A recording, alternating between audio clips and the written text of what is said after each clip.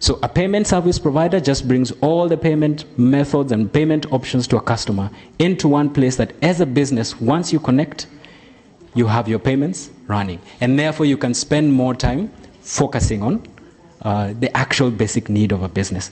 Now, that has obvious benefits. That means even right now, if you're running a domain business and somebody here wanted to register, I wanted to register a .co to go and create it.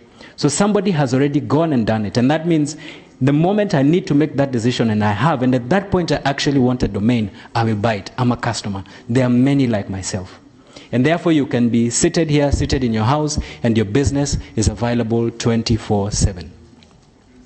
Yeah? So the benefits are many, but the obvious benefit is this. You want to spend more time finding customers. And when they find you, they immediately take the service and they complete. That is what I'll talk about, the immediate benefits. Now, as far as partners are concerned, if I can use PesaPa as an example, we've integrated mobile money, banks, Visa and MasterCard and American Express. Now, in Kenya, a lot of the banks have built mobile banking applications. And therefore, if you have the bank, they give you an application that you can use for payments. We've integrated into that as well. And that means a business doesn't have to go and talk to each of the telcos trying to find a payment gateway, then going again to the bank to get Visa and MasterCard, then going again to a different bank to get American Express. They deal with one person, one contract. You get all your payments in real time. Yes. Thank you, Mark. Thank you, Mark, for that. Victor, this one is for you. I had said initially that I've admired what AFRIREGISTER has done or aspires to do. I think it will be a good thing for this audience to sort of hear from you in a few minutes what the journey has been, what has motivated you to have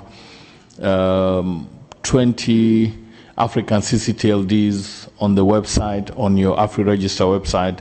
What loops and hoops have you had to go through to actually be able to have those ccTLDs on your site? And if you don't mind, creating competition, what would you advise registrars who are aspiring to be like you? I always believe that if you want a bigger cake, don't take the one from your friend. Just come together and bake a bigger cake. What do you think, Victor?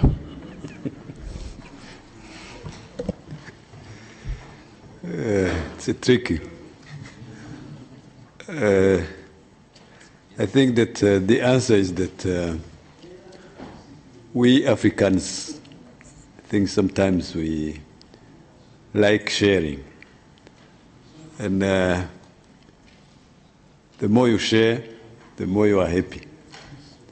I don't think that making a lot of money is the only thing in our lives. In Africa, I think that we have been proud to be working in teams. The African pioneers of the internet have been doing the job without any focus on making money. It was a focus on having our internet technology reach our continent. And now I think that the issue is how to make money on the continent-wise, out of this internet industry. What we have done, I think it is a long way. As Mark said, it is not easy. We started with the emails. We started with manual registrations and getting payments through the customer coming to the office and making payment.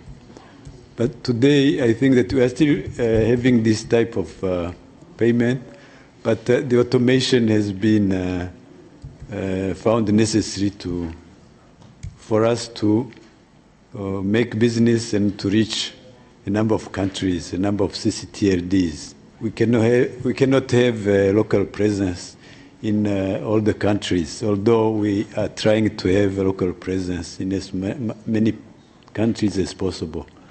But the other challenge is to have the right price to attract people to register their domain names, because a number of ccTLDs are rather expensive, and we shouldn't add to those registry prices the additional cost of the registrar.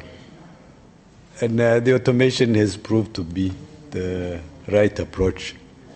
Now, at AFRIREGISTER, we've been trying to train people, trying to